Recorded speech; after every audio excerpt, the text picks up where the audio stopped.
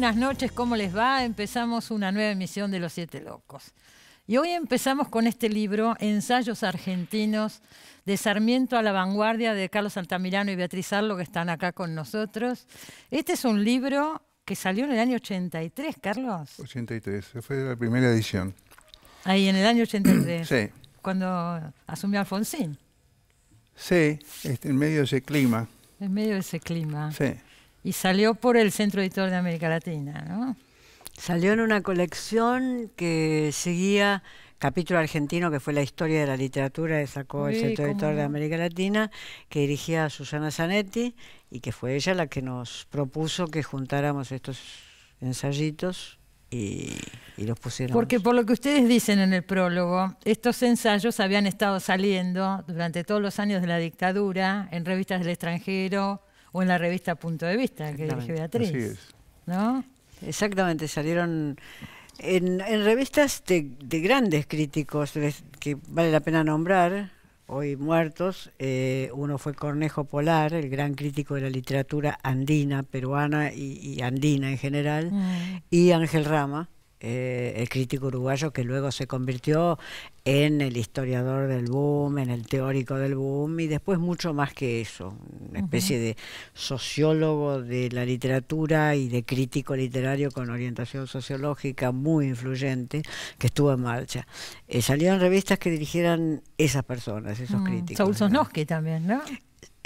Algo creo que lo nombran. Me parece que salió pero un ensayo posterior, me parece. No. Hispamérica es la revista de Saúl Sosnowski. Y ustedes dedican un párrafo a recordar al director del Centro Editor, a Boris Spivakov, ¿no? También uno pensaba en esa época, ¿no es cierto?, de lo que significó la figura de Spivakov, etcétera. Bueno, ese párrafo de esa introducción le escribió Carlos y había que mantenerlo en secreto, porque si Boris llegaba a saber que estaba mencionado por los autores del libro en su introducción, iba a decir paren las máquinas, y iba a hacer sacar ese párrafo. O sea que hubo que mantenerlo más o menos en secreto. Así fue. Bueno, para nosotros era, y sigue siendo un juicio creo que compartido con Beatriz, fue una especie de héroe civil en ese tiempo, ¿no? Y lo hizo, las cosas que hizo en defensa de sus empleados, lo hizo porque creía que era lo que debía hacer. No tenía otro vínculo que con su deber respecto de la gente a la que protegió, a la que ayudó, a la que nos dio trabajo. Así que fue una figura excepcional como editor y también como hombre público. Seguro. Además, no nos olvidemos las grandes tiradas que tenían los libros que editaba Spivakov, lo que era en ese momento, ¿no? El interés que había, qué sé yo. Inclusive este libro ustedes, Ensayos Argentinos, tuvo una tirada muy grande en su momento. Incalculables. Incalculable para las cifras de hoy. No hay editorial que hoy nos hiciera vender lo que ese libro vendió. Y por supuesto que nosotros no cobramos como derechos de autor, porque los autores del Centro Editor no cobraban derechos de autor, sino que se les pagaba una suma fija. Claro, tenían un sueldo. Teníamos un sueldo, o los que eran de afuera se les pagaba una suma fija, pero era completamente incalculable lo que vendía el Centro Editor. Y antes Boris en Eudeva. Claro, hay que pensar en Martín Fierro, que sacó Spivakov en Eudeva, ilustrado por Castañino. Bueno, Eudeva, vamos a pasar el aviso, Eudeva acaba de sacar una tablet para leer libros que se llama Con toda justicia Boris. Claro, por Boris Spivakov. El que vea la tablet ahora ya sabe por qué se llama Boris, ¿no? Exactamente. Hubo una reedición después en los 90. Una reedición en Ariel. Y esta reedición en realidad incorporó artículos que Beatriz y yo habíamos escrito después, con la idea de ampliar en un registro que era más o menos parecido al de los artículos incluidos en la primera edición. Y ahí apareció un prólogo de Beatriz que... o sea que hay dos prólogos, uno el que escribí yo en la primera edición, en la segunda escribió Beatriz, y esta tercera recoge esa segunda edición. Sí, bueno, hay artículos de los dos juntos y de cada uno por separado. Capaz que me confunde y digo, vos dijiste Beatriz y lo dijo Carlos y qué sé yo, pero eso va a pasar. Pero supongo que hay un consenso común que permite, ¿no?, que estos artículos estén todos juntos en este libro. Sin duda, y además hay una situación común, porque los artículos que yo diría centrales del libro, sobre Sarmiento, sobre las vanguardias, son artículos que fueron escritos sobre el 900, el centenario, son artículos que fueron escritos en la época de la dictadura militar. Y fueron para nosotros nuestras primeras experiencias de investigación seria. Es decir, tanto Carlos como yo pertenecemos a una generación tardía. Por motivos políticos, nosotros nos incorporamos a lo que es la vida universitaria, que hoy parece normal incorporarse a los 22 o 23 años, nosotros nos incorporamos a los 30 y pico o 40 años. Entonces son nuestra primera experiencia en bibliotecas, en archivos, en colecciones de revistas. No sé si eso les da cierta frescura a los artículos, cierta audacia a los artículos. No los tocaron, están tal cual. No los tocamos. ¿Y hoy los leen y qué pasa? ¿Cambiarían cosas o lo dejarían así? Yo no leo ni el diario de ayer donde escribo. Nunca releo una línea. O sea, no releíste el libro ahora, ¿no? Probablemente sí. Sería imposible que uno, después de haber pasado tanto tiempo, uno no tenga alguna idea nueva, algo que corregir, pero jugaron un papel así como eran y hubo que dejarlos en ese estado, ¿no? Beatriz recordó recién lo de esto de una generación.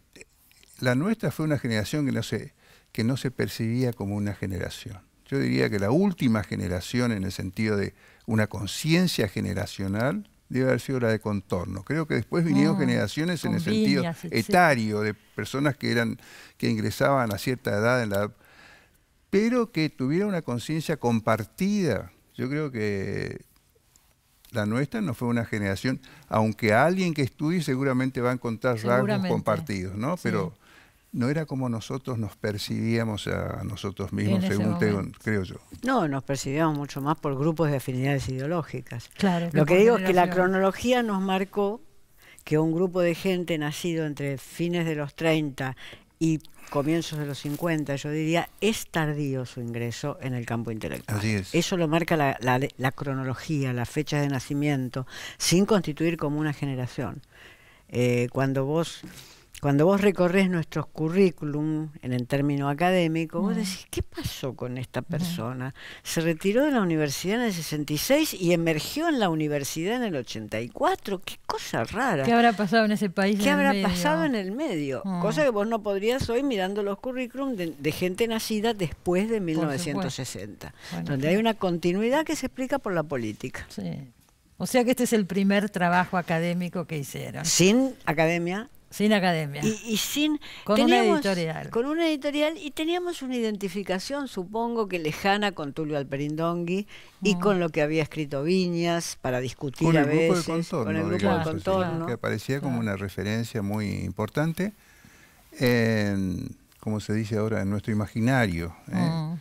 ¿Con quién ajustábamos cuenta? Con ellos. Ajustábamos cuenta quiere decir que proseguíamos un poco y otro poco nos discutíamos. Pero era el referente, ¿no? Sí, desde ahí. Fue importante. Claro. Bueno, el y libro, yo creo que la influencia de Tulio sí fue una influencia cierta en los artículos sobre Sarmiento. Y eso nos apartó, podríamos decir, de... Porque aunque Tulio Alperindongui escribió en Contorno, cuando él tenía también la edad que tenían sus compañeros de generación, los Viñas, Alcalde. De todos modos, sus escritos eran diferentes del resto, y él tomó otro rumbo en lo relativo a la interpretación de la experiencia argentina en el siglo XX, ¿no? Que, sí, efectivamente es lo de Alperindongui. Otros autores que, bueno, Adolfo Prieto también era importante. Bueno, lo citan bastante Adolfo Prieto en el libro, sí. Esos eran los referentes, digamos. El primer artículo es sobre Echeverría, porque vamos a decir, ¿qué une todos estos ensayos? La búsqueda de una lengua nacional, probablemente. ¿Qué es ser argentino y la literatura argentina? ¿Qué significa, no? Esos autores tenían esa pregunta, entre otras. Claro.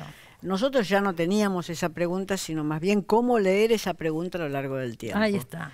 Pero esos autores Echeverría y Sarmiento y Gutiérrez, que no está en ese libro, pero bueno, Jorge Mayas lo ha estudiado mucho. Bueno, y después Lugones, Gálvez, todos etcétera, llegan esa hasta Victorio pregunta. Campo, sí. Por razones diferentes. Por razones diferentes tiene esa pregunta. Esa pregunta en el 900 de que es una lengua nacional y que tiene razones diferentes a cuando la formulaba el Salón Literario de 1837. Pero ellos tenían esa pregunta y a nosotros nos pareció una pregunta significativa, que daba un orden histórico. Bueno, siglo. Vamos a ver, ¿cuáles son las razones diferentes? Vamos a empezar a hablar por la generación del 37, ¿no? Que se propone construir un país y necesita construir también una literatura, ¿no es cierto? Una lengua en la cual verse representada. La figura de Echeverría, dicen ustedes, vos creo que decís, Carlos, en algún momento, que no descolla demasiado literariamente. Sin embargo, se lo considera el fundador de la literatura nacional. Era como, ¿no?, el numen, como se dice, ¿no? Una palabra así un poco ridícula, de ese grupo. Él le llevaba unos años al resto y tenía un mérito a los ojos de ese pequeño grupo en esa aldea que era Buenos Aires entonces, que era haber estado en París. Entonces había regresado de Francia con las novedades. Algunos conocían ya las novedades porque entraban en las revistas en el Río de la Plata, de qué estaba pasando en París y hacia dónde marchaba el espíritu, digamos. Bueno, él viene a cumplir una expectativa que no es solo suya, que es la de el programa para establecer la originalidad americana, porque ahí no estaba muy escindido lo que la originalidad americana respecto a la originalidad argentina. Estas cosas iban a veces de la referencia americana a la referencia argentina. Bueno, y la idea de que no podía haber una cultura que no estuviera fundada sobre la originalidad de sus expresiones. Y de modo que la originalidad va a ser algo así como una tarea de este grupo. Y yo creo el grupo del Salón Literario. El grupo del Salón Literario de 1830. Eso dura muy poco, ¿no? Porque ya en el 38 ellos han pasado a constituir lo que hoy llamaríamos, una logia secreta, con vista ya a proponerse una reforma de la sociedad argentina, reforma de largo plazo, sembrar ideas. Pero todo eso dura muy poco porque al poco tiempo de este proyecto, Alberdi se convierte en el principal protagonista del levantamiento contra Rosas y de la alianza con los franceses para derrocar a Rosas. Bueno, así que todo duró muy poco en una dinámica que los iba a llevar a quienes pensaban que estaban destinados a imaginar, o como va a decir el Pedindogui, ¿no?, a escribir el programa de la construcción de una nación en lo que era el desierto argentino. ¿Qué te parece? Pero apelan en la literatura, apelan a las figuras, ellos que eran librepensadores, con ideas francesas, etcétera, apelan a la Pampa, apelan al indio, apelan... Bueno, es la fundación de la Pampa en la literatura argentina, es un gesto. Digo, los paisajes no vienen ya en libro. No, claro. Están pero ahí, para no buscar son una libros. Singularidad, para decir qué es la literatura argentina, apelan al gaucho, apelan a las tradiciones. Uno diría que es bastante sensato en un punto. Vos decís. La fundación de una literatura es el momento en que elementos que están en otros niveles, que están en lo que uno diría la realidad, no vamos a entrar a discutir sobre qué es la realidad, pero en eventos que están en la realidad, que están en los paisajes, que están en las costumbres, que están en los tipos sociales, entran a la literatura. Es el momento fundador de la literatura. Cuando uno piensa Balzac y la fundación de un cierto tipo de novela en Francia, es porque hay una cultura urbana de los nuevos comerciantes, de los nuevos ricos, de los señores que todavía viven en el campo, de los que llegan como revistas a París, que entra en la literatura, que no estaba de ese modo antes. O sea, cuando Echeverría escribe La cautiva, por más defectuoso que nos parezca ese poema, el movimiento es esa entrada. Es decir, incorporar eso que después José Hernández en el Martín Fierro va a perfeccionar, es decir, en ese libro más o menos milagroso. Habían pasado casi 50 años, Martín Fierro es de 1872, la primera parte. O sea que el movimiento de entrar al paisaje es ya el movimiento estético. Sí, uno podría verlo más cercano a Rosas, ¿no es cierto? Todo ese desierto, la pampa, etcétera, que a las ideas. Ellos tenían ideas cosmopolitas, en ese sentido lo decía. Pero no hay. Sarmiento describe la pampa que todavía no conocía y la extensión que todavía no conocía. La describe con los viajeros ingleses. Hay trabajos de Prieto que demuestran esto maravillosamente. Él no había estado. No, de San Juan había cruzado a San Luis, de San Luis había vuelto a San Juan y de ahí a Chile. La describe también de una manera fundadora, es decir, le incorpora de una manera fundadora. Esos capítulos clásicos, el vaqueano, el rastreador, es la constitución de una literatura, de lo que se llama tipos literarios. Hay otros que lo hacen, otros artistas, están los pintores como Rugendas, que no son argentinos y que van trabajando al mismo tiempo, pero esa es la constitución de una atmósfera cultural con sus tipos, con sus paisajes, y naturalmente eso trae la lengua pegado, a veces con perfección, como es en Sarmiento en muchos casos, a veces, o como en José Hernández, a veces de manera más exploratoria, como en Echeverría. Claro. Y el Matadero, se publica el Matadero muchos años después de que muriera Echeverría. Lo tenía Gutiérrez, y ahí nos damos cuenta cómo las cosas no obedecen al programa enteramente. Porque uno, desde la perspectiva de hoy, uno dice, ¿cómo Gutiérrez tenía el Matadero y no lo publicó? Y no lo publicó. No lo publicó. Y no es que pensara que las rimas de Echeverría eran grandes poemas, tampoco lo pensaba. Tenía ese texto y no lo publicó. Porque le parecía un texto por ahí que no estaba terminado, que le faltaba elaboración, ¿no? Yo creo que también estaba el asunto de lo que llamaríamos la sensibilidad. Había descripciones que podían afectar el decoro, el sentido del decoro, aún para un crítico romántico o de cultura romántica o visión romántica, como era Gutiérrez. Yo creo que esas cosas jugaron, y un poco él lo dice en su presentación del Matadero. Añado algo a la descripción que hace Beatriz.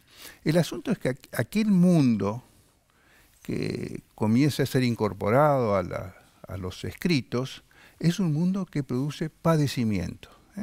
Uno podría decir, bueno, acá hay una actitud romántica, ir hacia el mundo rural, ¿no? Ir hacia a una zona primitiva para encontrarse ahí con la verdad de un pueblo, que ha sido, que no se encuentra en el mundo urbano.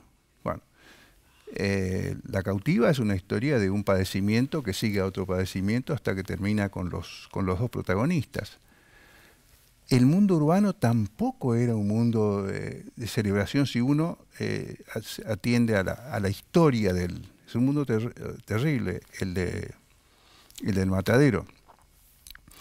De modo que había ahí una tensión entre lo que podríamos decir el programa concebido y aquellos textos que se producen a partir de ese programa. No hay nada que dé lugar a la contemplación más que unas primeras estrofas de La cautiva, ¿no? Allí donde ingresa el malón comienza esa serie de padecimientos que va a arrastrar a los dos. ¿Y qué pasa en el Facundo? Vos el segundo ensayo escribís sobre el Facundo. Hablas de elementos orientales. Bueno, orientales, a ver, Sarmiento era un autodidacta, genial, pero también su cultura era una cultura así, tomada de aquí y de allá. Él va a contar que su universidad fue la lectura de la biblioteca que un amigo llevó entera a San Juan. Eso, y digo esto porque, bueno, ¿con qué recursos va a interpretar lo que ocurría o para dar cuenta de estas figuras, el caudillo, el dominio del gaucho? Bueno, uno de los filones para interpretar esta va a ser el orientalismo, que era una literatura de larga data en Europa, pero que sobre todo bajo el romanticismo va a conocer una especie de auge. De ahí entonces él va a tomar que esta es una perspectiva que además le parecía interesante, porque yo creo que el objetivo de Sarmiento no era solo ofrecer una interpretación, era también entusiasmar, cautivar a unos lectores y probablemente también a unas lectoras, porque había ocurrido con Fenimore Cooper, que había tenido muchos lectores y lectoras en Europa.